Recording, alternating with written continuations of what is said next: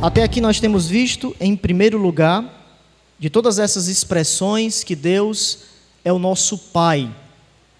Isso significa que as nossas orações devem começar, em primeiro lugar, com a paternidade divina. A oração começa com um discurso direto.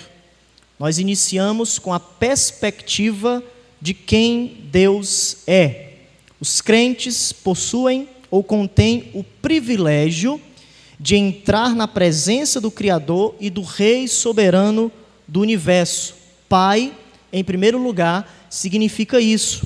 Mas além disso, nós temos também a intimidade sendo enfatizada. Nós podemos, nesse exato momento, entrarmos na presença de Deus por conta do sacrifício de Jesus Cristo.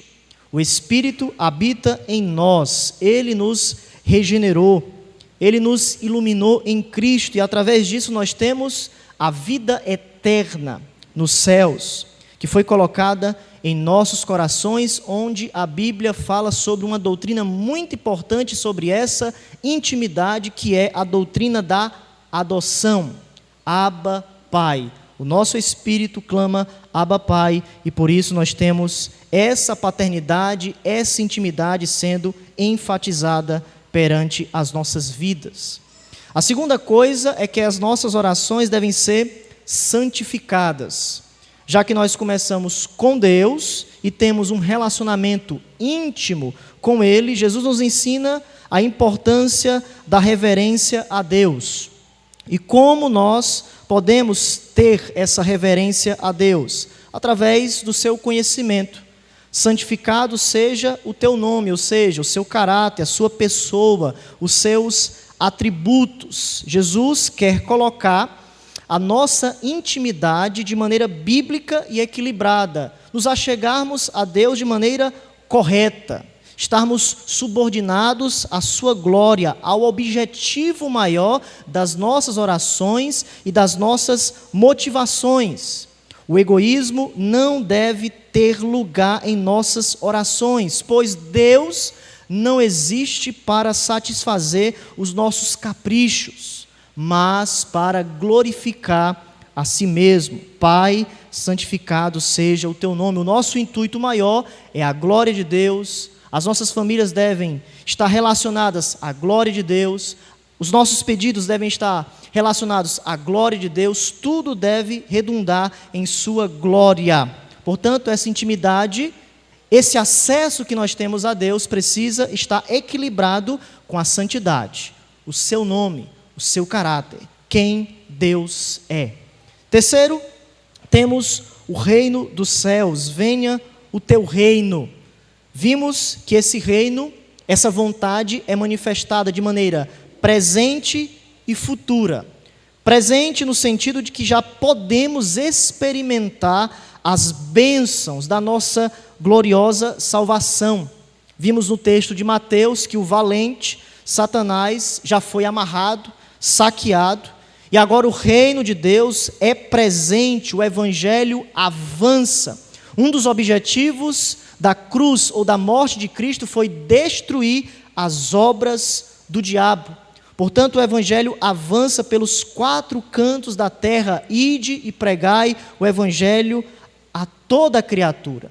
Mas além disso, nós não devemos nos esquecermos que a perspectiva do futuro ou da consumação pode chegar a qualquer momento. Pois da mesma forma que o reino é presente, o reino também é futuro, ou seja, a consumação dos séculos. Um dia tudo será concluído. Chegará o dia da consumação final. Como lemos nessa noite no livro de Salmos, capítulo 1, verso 5 e verso 6. Por isso, os perversos não prevalecerão no juízo, nem os pecadores na congregação dos justos, pois o Senhor conhece.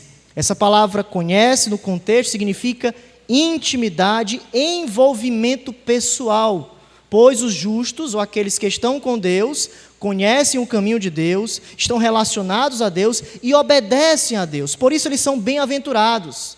Eles não estão relacionados ao conselho dos ímpios, à roda dos escarnecedores, mas eles são aprovados por Deus. E o interessante é que no livro de Salmos 2 vezes aparece a palavra caminho. O caminho dos justos, mas o caminho dos ímpios não perseverará. O caminho dos ímpios perecerá, pois o curso da vida das pessoas que não estão com Deus é a morte, é o julgamento final.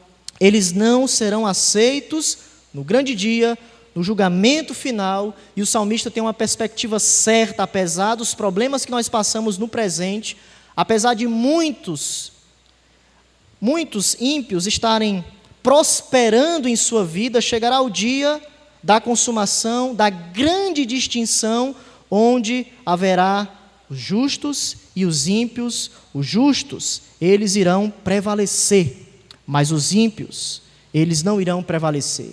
A ruína é certa, pois eles estão no caminho dos seus pecados.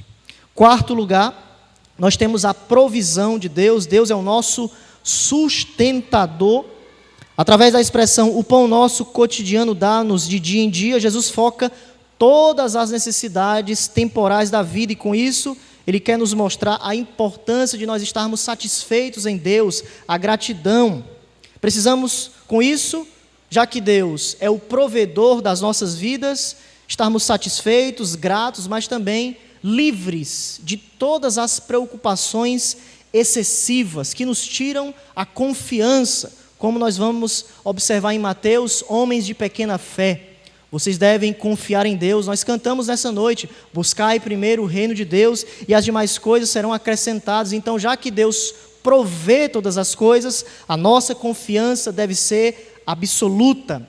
A nossa fé precisa ser exercida em Deus de maneira correta, de maneira piedosa, pois as provisões do Senhor, elas estão constantemente nos abraçando, e por isso nós temos esse privilégio de olharmos para os céus, de nesse momento nós temos o que vestir, o que comer, temos uma igreja santa e sadia que louva ao Senhor, que busca a sua santidade, e tudo isso vem das boas mãos do Senhor, da sua provisão santa e perene em nossas vidas.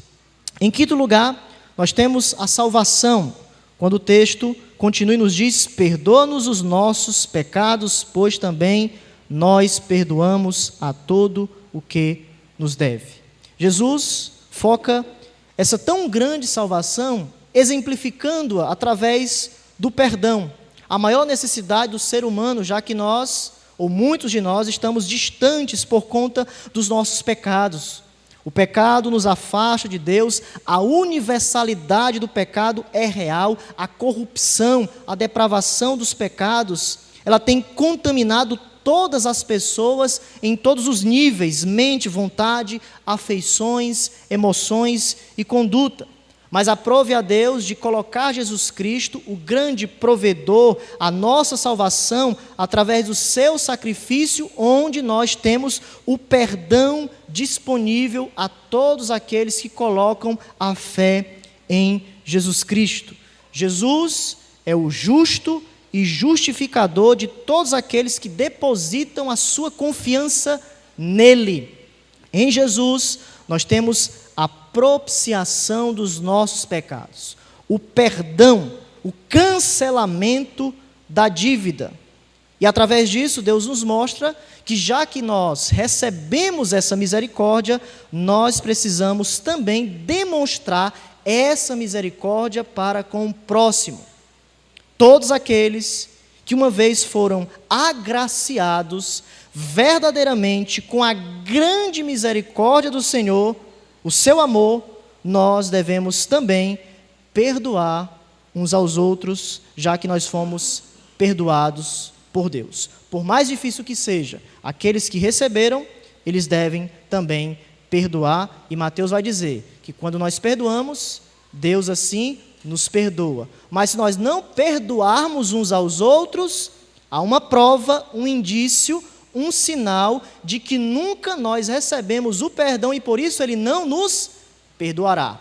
Mateus capítulo 6 é um texto que foca isso, e nós vimos a parábola do credor incompassivo, que no final ele recebeu o castigo dos carrascos. Discutimos sobre a natureza daquele castigo, e nós entendemos, particularmente eu, que ali se refere à condenação eterna. E em sexto lugar, hoje nós finalizamos com essa partícula, essa expressão, e não nos deixes cair em tentação. Nós temos aqui o abrigo de Deus. Basicamente, Deus é o nosso abrigo, a nossa proteção contra o mal. E diante disso, podemos enxergar duas razões perfeitamente legítimas pelas quais o Senhor incluiu essa petição.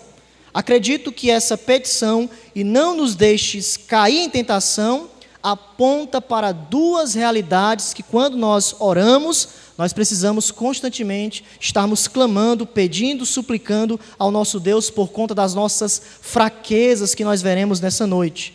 Primeiro, nós temos a luta contra Satanás.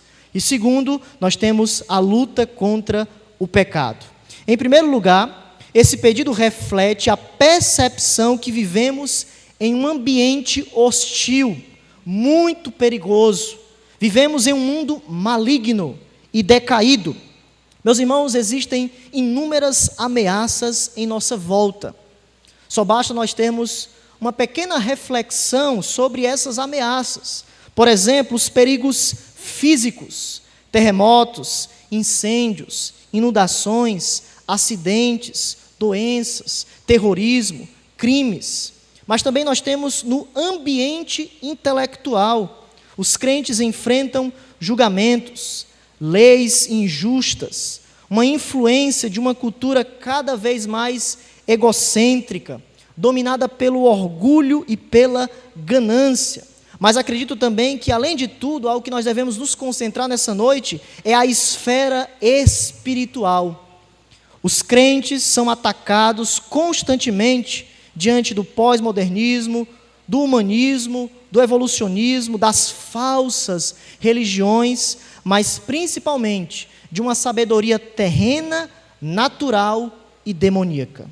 Veja, por exemplo, em Tiago, capítulo de número 3, essa expressão muito interessante sobre uma sabedoria que existe, e essa sabedoria, ela é qualificada aqui entre essa esfera animal, humana, não espiritual, mas além de tudo, uma esfera demoníaca. Tiago, capítulo de número 3, a partir dos versículos 13 ao 18, Tiago vai falar sobre dois tipos de sabedoria. Há uma sabedoria bíblica que promove a paz, mas há também uma sabedoria terrena, mundana, que promove a divisão.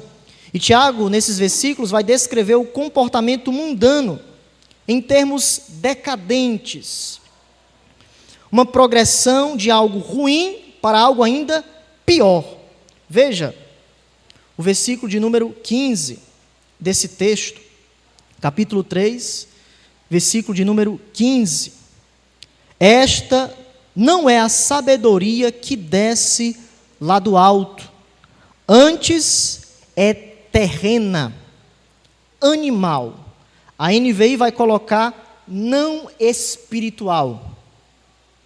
E demoníaca, pois onde há inveja e sentimento faccioso, aí há confusão e toda espécie de coisas ruins. Então veja, esta sabedoria carnal, terrena, não espiritual, está presa às coisas deste mundo, em contraste à esfera de Deus, a sabedoria lá do alto, a sabedoria que de fato invadiu os nossos corações pelo Evangelho de Cristo, onde não há inveja, amargura, sentimento faccioso, mentiras contra a verdade, mas a sabedoria lá do alto, que provém de Deus, ela é pacífica. Versículo 17, indulgente, tratável, veja, tratamos todas as coisas, porque a paz, a sabedoria nos coloca nos relacionamentos corretos e verdadeiros, plena em misericórdia, de bons frutos, veja a expressão, imparcial, sem fingimento, ou seja, o Evangelho coloca todos no mesmo patamar. Todos no mesmo nível. Não há ninguém acima ou abaixo. Ricos e pobres estão no mesmo patamar diante do Evangelho de Jesus, porque somos pecadores. Portanto, precisamos da sabedoria de Deus. Uma sabedoria que desce lá do alto. Por quê? Porque quando nós não estamos na sabedoria de Deus, nós não estamos compactuando com a vontade de Deus. 3 características o autor Tiago vai colocar aqui. É limitada à terra, apenas nas coisas da terra, pensa apenas nas coisas deste mundo, não consegue ultrapassar este teto, só fica apenas nesta vida, nesta esfera terrena, porque é caracterizado, em segundo lugar, pela humanidade, pela depravação dos seus pecados. Não há um coração santificado. É por isso que a NVI vai traduzir: não é espiritual, não produz do Espírito, não produz de um espírito redimido que busca as coisas de Deus. Mas além de tudo, algo muito pesado que Tiago vai dizer: ela é gerada pelas forças do mal, ela é gerada por forças malignas, ela é gerada por Satanás. Ela é terrena, ela é animal, mas também ela é demoníaca. Veja, isso é muito sério. A influência de Satanás em muitos corações, na inveja, na amargura, em sentimentos facciosos. Por quê? Porque tudo o que é destrutível, Satanás de alguma forma quer estar lá para destruir os projetos de Deus. Os comportamentos que devem fluir de algo do alto, de algo que Deus vem sobre as nossas vidas. Alguém já disse que esses versículos é a história das 2 cidades. A primeira cidade é a cidade da harmonia, a cidade de Deus. A outra cidade é a cidade das trevas, a cidade da confusão, a cidade caída, a cidade da humanidade. E nós, diante desse texto, precisamos perguntar, já que Tiago está fazendo esse contraste marcante: qual cidade você está se locomovendo? Qual cidade você está vivendo? A cidade das trevas, a cidade da inveja, a cidade da amargura, da humanidade caída, ou a cidade de Deus? A cidade lá do alto, onde os nossos corações vivem, onde Cristo habita, e nós precisamos a cada dia sermos alimentados por Ele, vivermos segundo a sua santidade, os nossos corações quebrantados e contritos segundo a sua presença. A sabedoria do alto deve ser a nossa sabedoria, porque já que nós somos crentes, nós buscamos a sabedoria de Deus. 2 cidades: ou você está na cidade do alto, ou você está na cidade das trevas. Portanto, nessa noite nós vemos algo muito importante sobre essas influências.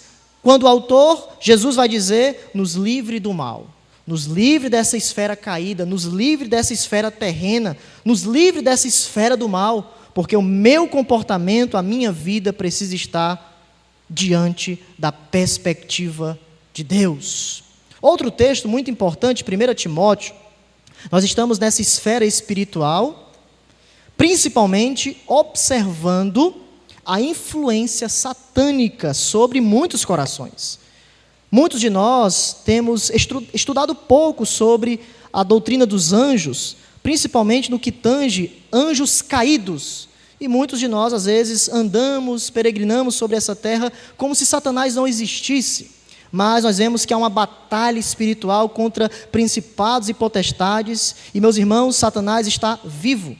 Satanás, ele está operando segundo, claro, a soberania de Deus, mas nós precisamos estarmos atentos para que possamos resistir no dia mau às ciladas de Satanás.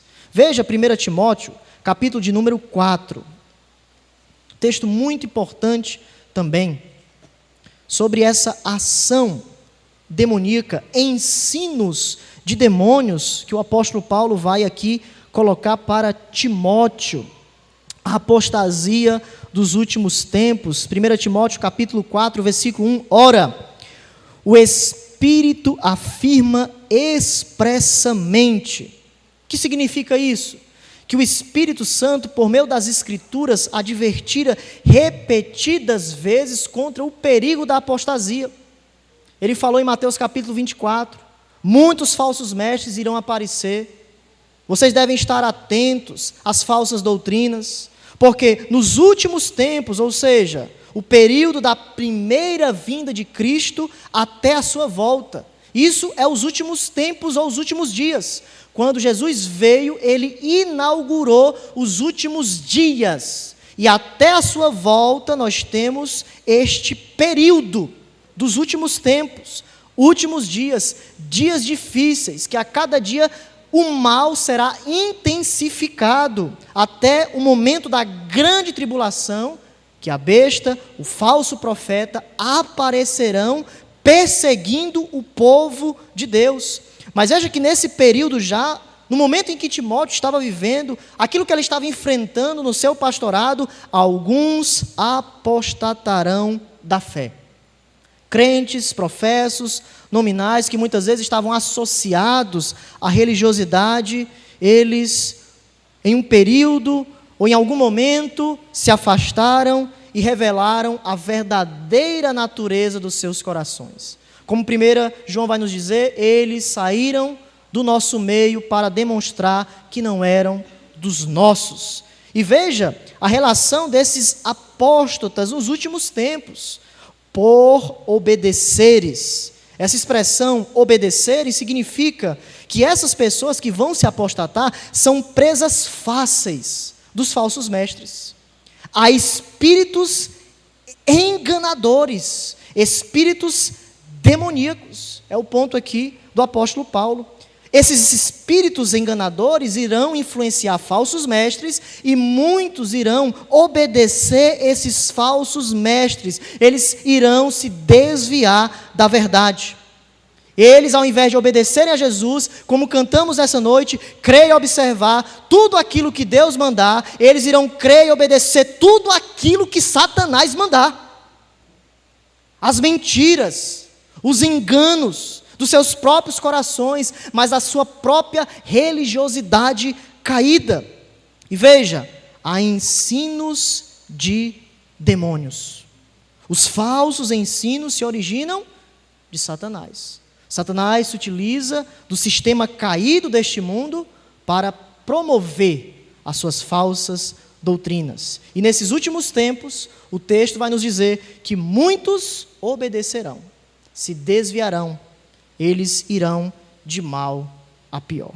Então veja que nesses textos, diante de tudo que vimos, perigos físicos, perigos intelectuais, perigos espirituais, o ataque mais mortal de todos são os ataques de Satanás. Por quê? Porque Satanás sempre busca cegar os homens para a verdade. Tenta-os de todas as formas a pecar contra Deus. Constantemente, Satanás quer corromper de alguma forma a palavra de Deus em muitos corações, para que através disso eles não cheguem ao pleno conhecimento da verdade. 2 Coríntios capítulo 4, veja um texto também muito interessante que trata sobre essa realidade. 2 Coríntios, capítulo de número 4, versículo de número 4. Nós devemos, meus irmãos, estarmos alertas, vigiando em todo o tempo, porque o diabo, o vosso adversário, ele ronda como um leão, querendo nos devorar. 1 Pedro 5:8. Perceba, 2 Coríntios, capítulo 4, versículo de número 4.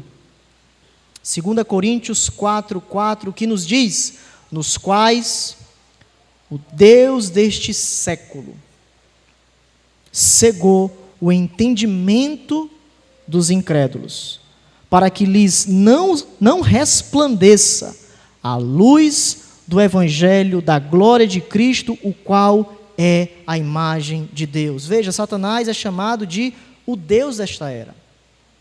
Ou seja, ele governa pela soberania de Deus essa presente era má.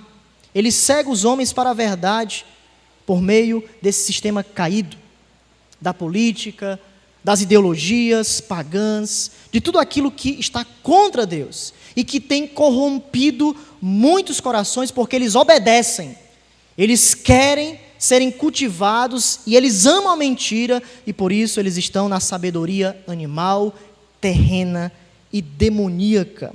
Outro texto também muito importante, Efésios capítulo 4. Muitas vezes nós falamos sobre a ira, mas nos esquecemos que muitas vezes a ira que não é tratada pode ser usada por Satanás para criar a amargura. Isso é muito interessante aqui em Efésios capítulo 4, versículo de número 27. O versículo 26 também, Paulo ele vai afirmar que nós não devemos permitir que a ira nos controle. Nem toda ira é pecado, mas o crente não pode ser consumido pela ira. Mesmo a ira, vamos dizer, correta, eu diria nesse texto, ela deve ser tratada o mais rápido possível. O texto aqui, a meu ver, não está falando de uma ira pecaminosa. O texto está falando que se a gente não tratar a ira o mais rápido possível, pode criar ou pode virar uma ira pecaminosa. Veja que o texto vai dizer que a gente deve neutralizá-la bem depressa, antes que o sol se ponha. Você não deve guardar a raiva para o dia seguinte. O rancor, por mais justo que seja, a ira, você deve, o mais depressa possível, ajustá-la segundo a justiça de Deus. Por quê?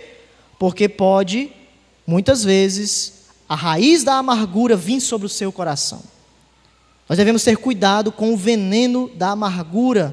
E Paulo vai dizer aqui que isso pode criar oportunidades para a operação de Satanás. A divisão na igreja.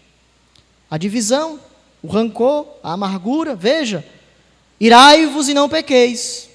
Amém. Mas veja o que o apóstolo Paulo diz. Não se põe o sol sobre a vossa ira. Vocês podem se irar. A ira justa de Deus é algo correto. Só que a gente não deve nos esquecer que nós não somos igual a Deus. Nós somos pecadores. E por isso a gente deve, o mais rápido possível, tratar essa ira. Para que ela não venha ter algo muito negativo. Versículo de número 27, que a gente se esquece, né? Nem deis lugar ao diabo. O que é aqui não dá lugar ao diabo? É quando você não ajusta a sua ira, os seus desejos pecaminosos, vamos colocar assim também, o mais rápido possível, e Satanás, de pouquinho em pouquinho, as brechas que são colocadas, muitas vezes ele vai lá, vai criando a divisão, e quando menos a gente espera, está tarde demais. Nosso coração está endurecido, porque Satanás tem trabalhado nas brechas que nós deixamos. Há uma brecha aqui muito perigosa, até que o sol se ponha. Neutralize, meu irmão e minha irmã, o mais rápido possível o veneno da amargura, porque o dia seguinte pode ser algo que você não pode mais controlar. Você estará influenciado por Satanás, você está dando lugar ao diabo. É isso que o texto está dizendo. Paulo está falando para os crentes.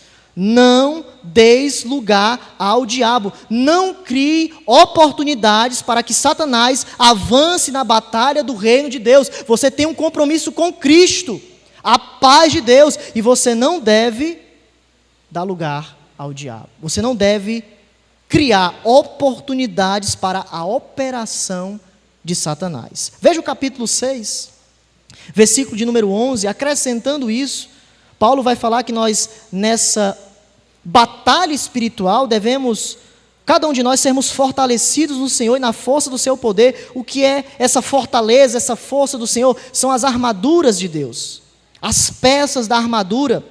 E ele vai dizer que nós devemos nos revestirmos porque nós devemos ficar firmes contra as ciladas do diabo. Ciladas. Essa palavra ciladas carrega a ideia de inteligência, métodos astuciosos, destreza, engano. Só você lembrar de Gênesis capítulo 3, a cilada de Satanás, colocando dúvida. Não, vocês, falando com Eva, todo aquele processo do engano, meias verdades. Então as armadilhas de Satanás, elas são propagadas constantemente por meio do sistema do mundo ímpio sobre o qual ele governa, o Deus deste século. Ciladas aqui inclui tudo, abrangendo pecado, prática imoral, falsa teologia, falsa religião, atração mundana. Satanás coloca as suas iscas, Satanás coloca as suas ciladas, e se você não estiver atento, você pode estar, de alguma forma, relacionado à operação de Satanás. Pastor, um crente ser relacionado ou influenciado por Satanás? Sim. Se você não vigiar, você pode, de alguma forma, ser influenciado pelo mal, e este mal, biblicamente falando, nós vemos, essa presente era má, está relacionada à sabedoria demoníaca. Veremos mais à frente que Jesus rogou por Pedro, para que ele não desfalecesse em sua fé quando Satanás o provasse. Aprove a Deus pelas orações do Mestre sobre este mal que nos sobrevém. Mas outro texto importante, 1 Tessalonicenses, capítulo de número 3. Veja que todos esses textos estão focando a realidade da operação de Satanás, dos seus demônios, sobre a vida de muitas pessoas. É uma batalha espiritual.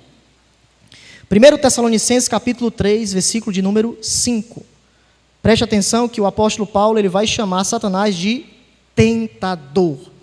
Ele tentou Jesus e ele também tenta os cristãos. E Paulo aqui nessa passagem do capítulo 3, ele está muito preocupado com a possibilidade de que Satanás, o tentador, tivesse minado a fé dos tessalonicenses. Ele vai dizer, nessa preocupação, que o seu trabalho se tornasse inútil por conta dessa batalha, dessa luta que existe do santo evangelho contra o falso evangelho.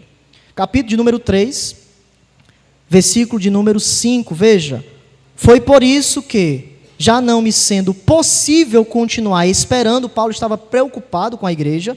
O contexto nos diz que ele sai em pouco tempo, ele não consegue ficar em um período bastante longo nessa igreja, e por isso, como ele saiu em pouco tempo, a fé desses irmãos era uma fé, vamos dizer, imatura, e ele está preocupado nessas provações, e principalmente ele foca aqui essa batalha espiritual de que, de alguma forma, Satanás estivesse aqui tentando a fé, provasse esses irmãos para que ganhasse terreno na santa igreja, e Paulo coloca Timóteo nessa igreja para trazer o relatório, e graças a Deus, nós vemos no capítulo 1 que essa igreja estava na fé, no amor e na esperança. Esses irmãos estavam perseverando, mesmo em meio a muitas provações. Foi por isso que, já não me sendo possível continuar esperando, mandei indagar o estado da vossa fé. Veja, o estado da vossa fé. Qual é o estado da nossa fé?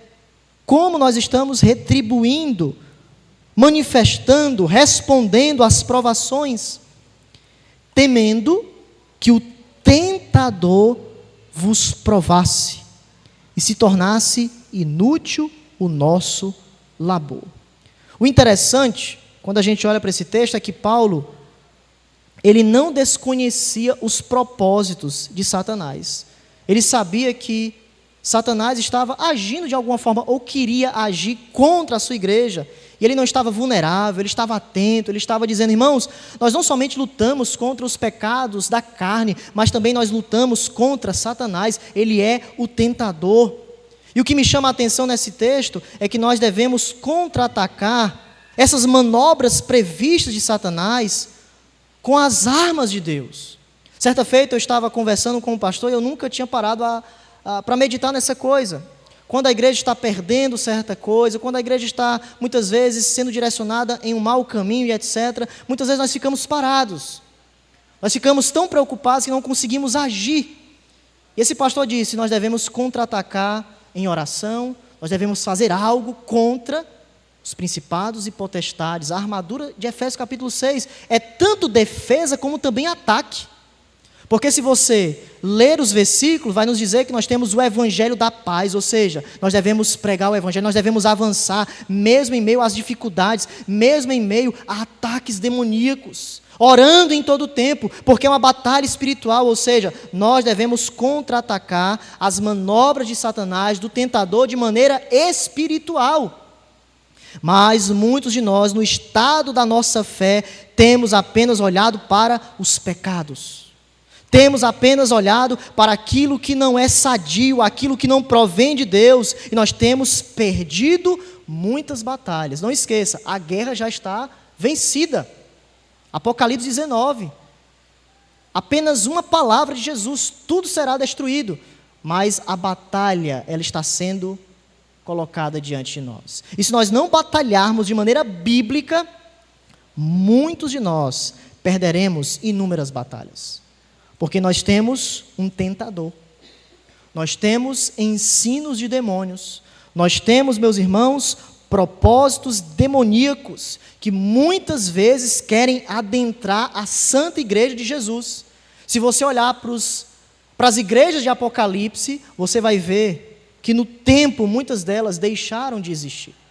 Teve uma igreja que virou sinagoga de Satanás. Por quê? Porque não se atentou para a palavra de Deus. Não observou os preceitos do Senhor. Portanto, é algo muito sério a batalha espiritual.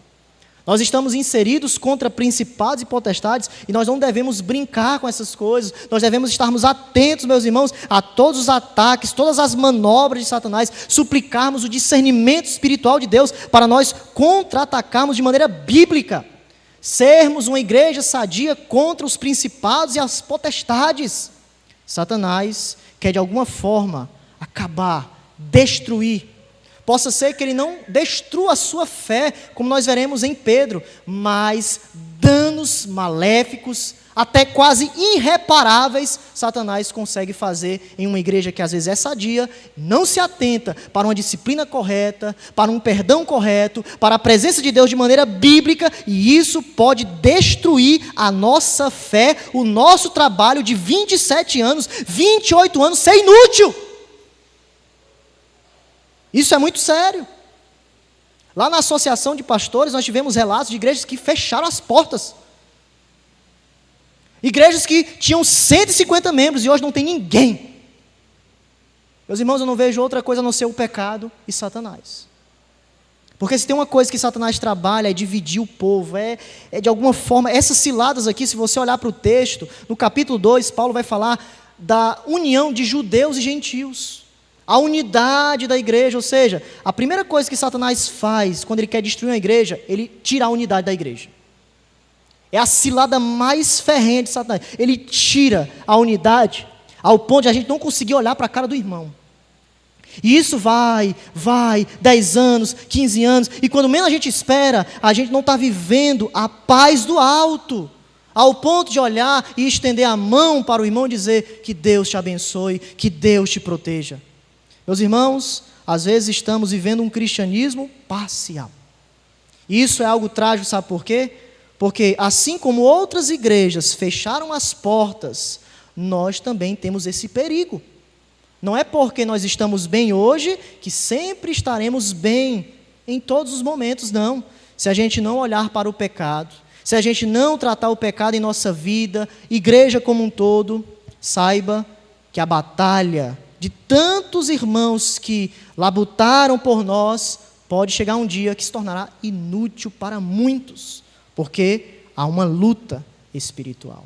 E a gente deve estar preocupado com essas ações, contra-atacar de maneira bíblica. Não esqueça, a igreja é um organismo vivo, e já que ela é um organismo vivo, ela pode morrer.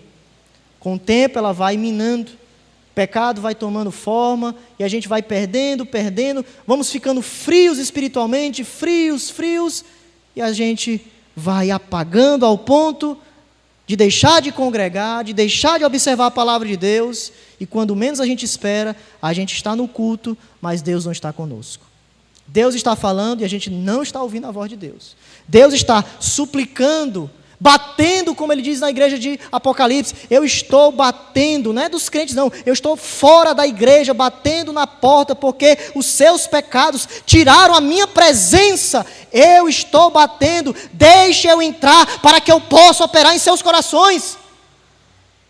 Meus irmãos, deixar Jesus entrar requer tudo. Requer nós nos desprendermos de nós mesmos, de sermos de fato alimentados por Jesus em nosso coração. De nós, nessa noite, clamarmos: Senhor, nos livra do tentador.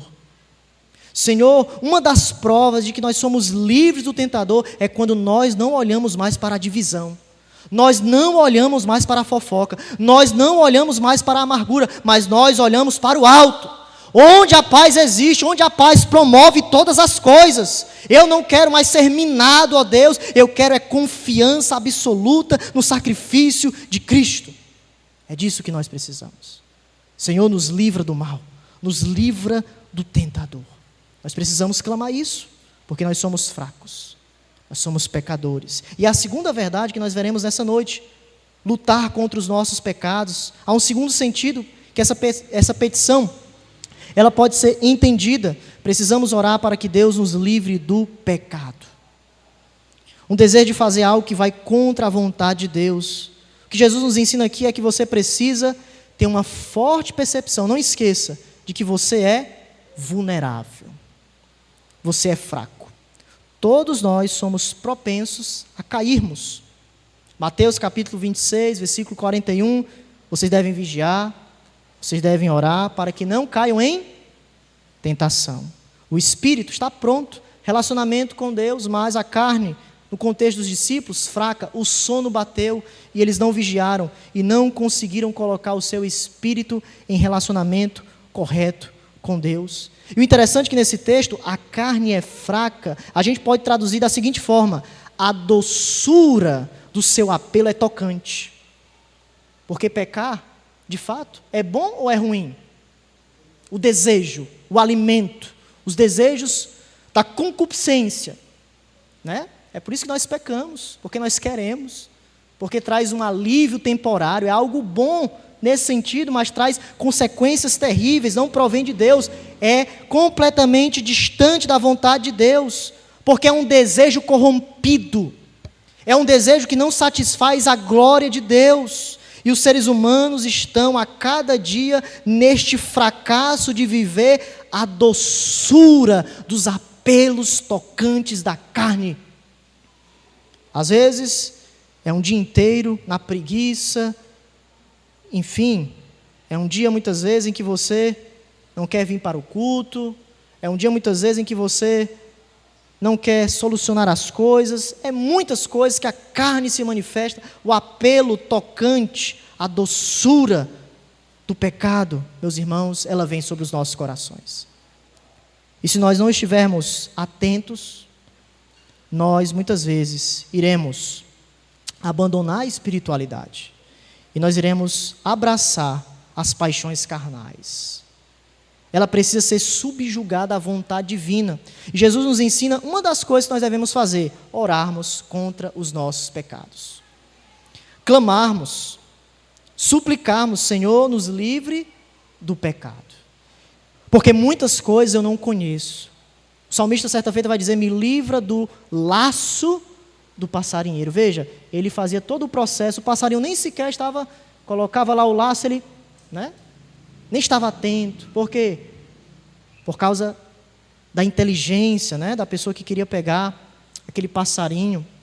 E assim é o pecado, assim é Satanás, com as suas estratégias. Muitas vezes nem sequer na espiritualidade nós conseguimos enxergar, porque nós estamos tão relacionados ao pecado que os nossos olhos estão fechados para a vontade de Deus, e só o Senhor para nos livrar.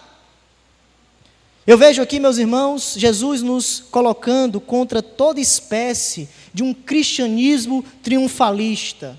Você já viu aquele irmão: Deus me fortaleça para eu vencer todos os tipos de lutas espirituais. Cuidado. Cuidado, porque muitas vezes você não está apto para vencer todas as lutas espirituais, porque Deus está dizendo aqui: me livra do mal. Se Jesus não nos livrar do mal, nós vamos pecar, nós vamos falhar. 1 Coríntios capítulo 10, versículo 12: aquele, pois, que está em pé, veja que não caia. 1 Coríntios capítulo 10 é justamente a advertência de Deus sobre essa relação dos nossos irmãos, os israelitas, que tudo foi escrito para o nosso proveito.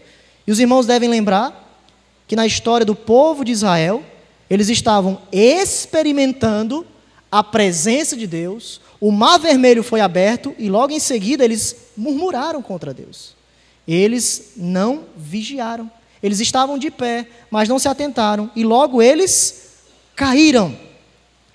O versículo aqui de Paulo, cuide para que você não caia, é uma advertência para todos aqueles que porventura se sentem seguros na fé, que não estão vigiando, porque a tentação pode vir de onde menos você espera.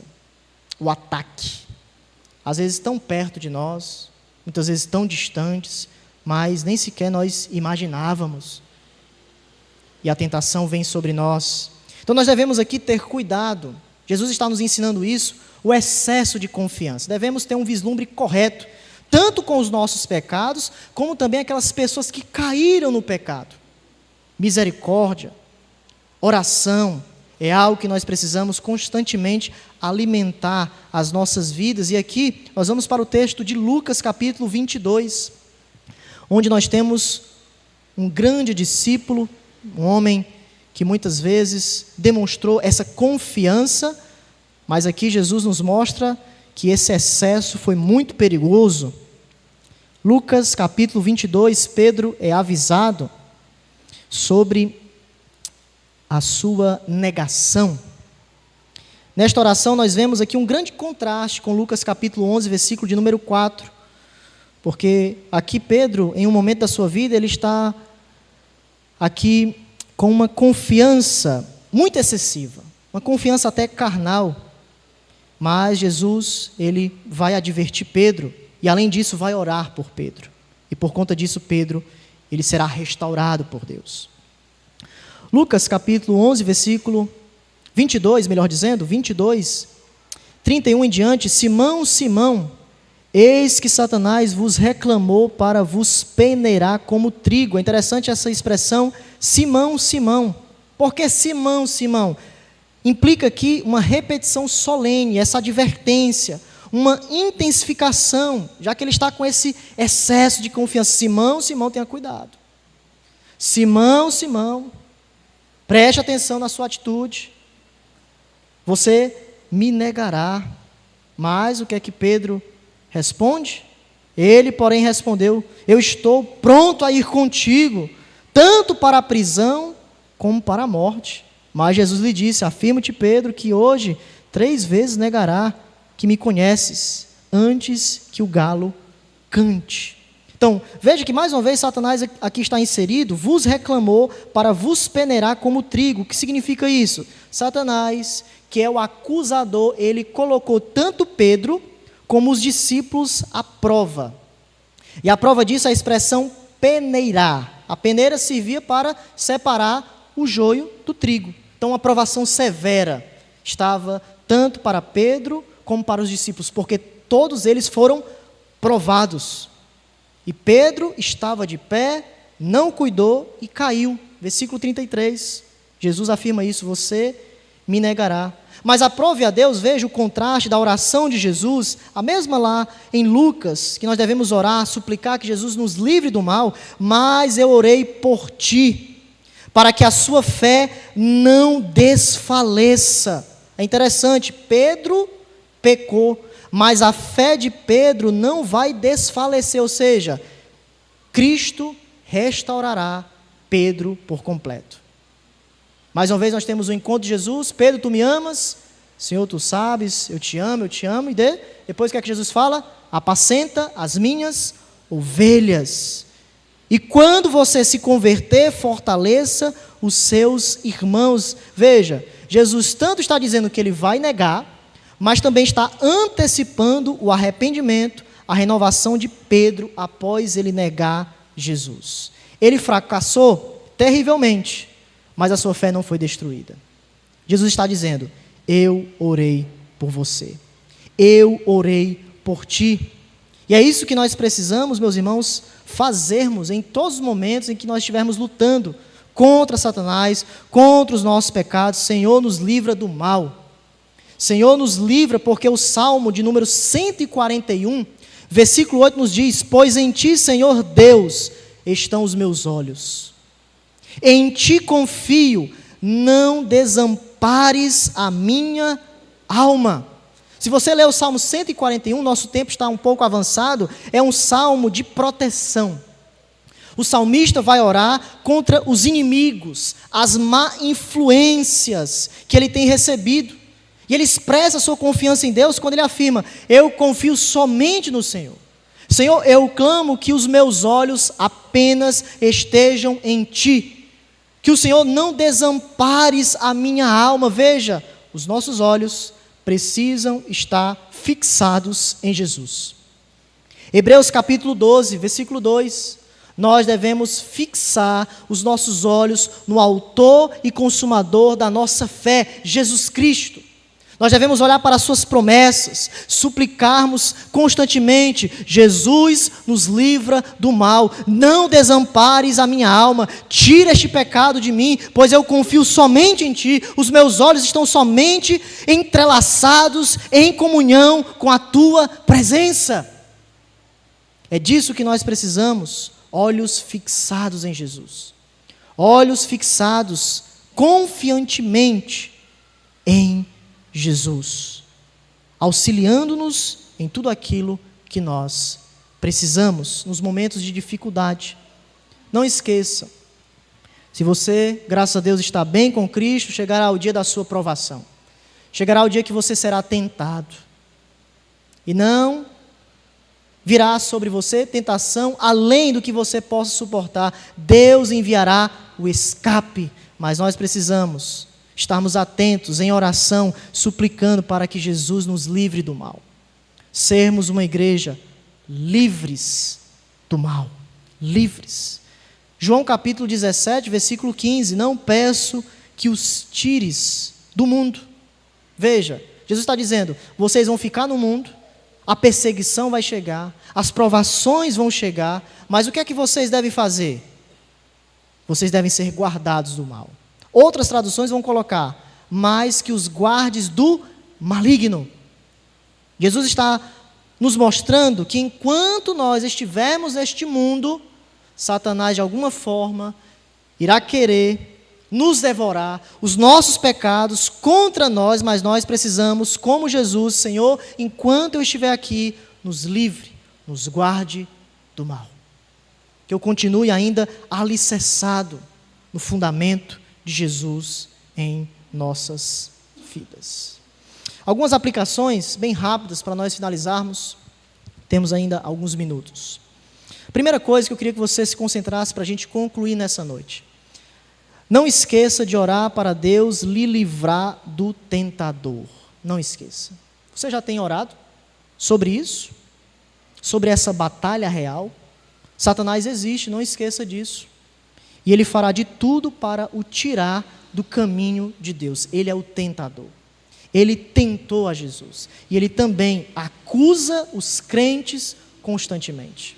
E nós precisamos nessa noite estarmos atentos a isso em nossas orações. E incluirmos também: ó Deus, nos livra das influências satânicas em nossa vida. Nos livra do tentador. Nos livra do mal. Porque nesta batalha eu quero estar com Jesus constantemente. Segunda coisa: não esqueça de orar para que você seja livre do pecado. Muitos desejos pecaminosos se passam em nosso coração, pensamentos contrários à palavra de Deus, desejos malignos. Meus irmãos, nós precisamos ser honestos. Quantos momentos, ao acordar, nós pensamos em algo que não provém da palavra de Deus? E o que é que a gente deve fazer? A primeira coisa: Senhor, me livra deste mau pensamento. Senhor, me livra desses desejos que corrompem a minha alma, que são contrários à Tua palavra. Nós precisamos pedir a Deus para que nos livre de todo tipo de tentação. Todo tipo, porque o pecado jaz à porta, como Deus disse para Caim. E compete a nós dominá-lo pela presença do Santo Espírito. Porque se nós não dominarmos, as consequências serão trágicas. Portanto, ore para que Deus lhe livre dos seus pecados. Terceiro, cuidado com o triunfalismo cristão. Nossa vida é muito vulnerável. E, portanto, nós precisamos ter muito cuidado como enfrentamos as provações. Somos limitados, pecadores, e somente Deus, em sua palavra, pode nos ajudar. Então, a gente deve ter muito cuidado com o triunfalismo. Como você enxerga as suas provações, as tentações, não somente que vêm sobre você, mas também para os irmãos que estão ao nosso redor. Ao invés de muitas vezes julgarmos, precisamos orar para que Deus nos livre de todo tipo de mal. Todos nós orarmos de maneira coletiva: livre a tua santa igreja dos pecados e dessa presente era má. Não somente nós, indivíduos, mas também cada um de nós orando pelo corpo de Cristo, para que nós possamos a cada dia sermos libertos e os nossos pecados mortificados pela presença do Senhor. E em quarto lugar, se apegue às promessas de Jesus. Não esqueça nessa noite, Jesus é o seu intercessor. Ele está intercedendo por você. Ele ora por você. Ele orou por Pedro. Capítulo 17 de João, ele orou pelos discípulos e também por aqueles que creriam nele. E nessa noite, se você estiver triste, abatido em seus pecados, olhe para Jesus, peça perdão pelos seus pecados, e a justiça de Cristo estará sobre você. A confissão dos seus pecados trará sobre você a purificação, porque o perdão de Jesus está disponível a você. O único que pode lhe ajudar é o Senhor Jesus Cristo. E Ele sabe, Ele conhece o seu coração. E por isso, o que é que nós devemos fazer nessa noite? Confiarmos totalmente em Jesus. Não importa como eu estou, eu vou para Jesus como eu estou, porque eu sei que Jesus vai tratar a minha vida e Ele vai mudar a minha história.